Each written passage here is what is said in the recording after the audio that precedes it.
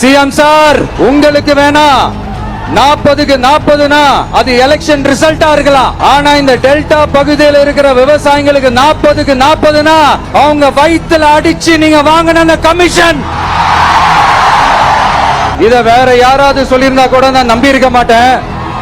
ஆனா என்கிட்ட சொன்னதே விவசாயிங்க தான். நம்ம இந்த டெல்டா பகுதியில் இருக்கிற விவசாயிங்க ஒரு கொடுமையா ஒண்ணு அனுபவிச்சுட்டு இருக்கிறாங்க. அந்த புகார் ஒண்ணு வந்தது.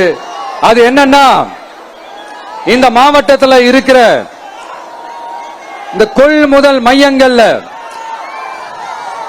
இந்த நெல்ல ஏத்தி இறக்கிறதுக்கு, அதாவது லோடிங் அண்ட் அன்லோடிங், அதுக்கு ஒரு 40 கிலோ மூட்டைக்கு 40 ரூபா கமிஷன் வாங்குறாங்களாம்.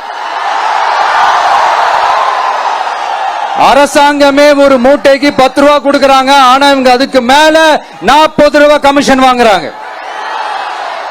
ஒரு டன்னுக்கு 1000 ரூபாய் கமிஷன். நீங்க கணக்கு போட்டு பாத்தீங்கன்னா இந்த 4.5 வருஷத்துல பல கோடிகள் இந்த டெல்டா பகுதிகளில் இருக்கிற இந்த விவசாயிங்க கிட்ட இருந்து கமிஷனா புடிங்கி இருக்கிறாங்க. இத வேற யாராவது சொல்லியிருந்தா கூட நான் நம்பி இருக்க மாட்டேன். ஆனா என்கிட்ட சொன்னதே விவசாயிங்க தான். விவசாயிங்க பொய் சொல்ல மாட்டாங்க. சிஎம் சார், இது உங்க ஆட்சியில நடந்திருக்குது.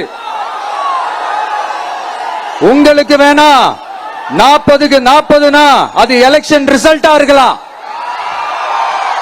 ஆனா இந்த டெல்டா பகுதியில் இருக்கிற விவசாயிகளுக்கு 40க்கு 40னா அவங்க வயித்துல அடிச்சு நீங்க வாங்கின கமிஷன்.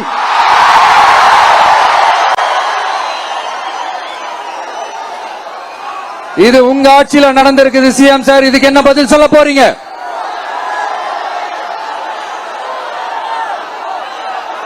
நான் அரியலூர்ல ஒரு விஷயம் நான் சொன்ன, திருப்பி நான் பேசினேன். ஏன்னா அது ஆழமா உங்க மனசுல பதியணும்ன்றதுக்காக. என்னடா இவன் கேள்வியா கேட்கிறான்னு நினைக்காதீங்க.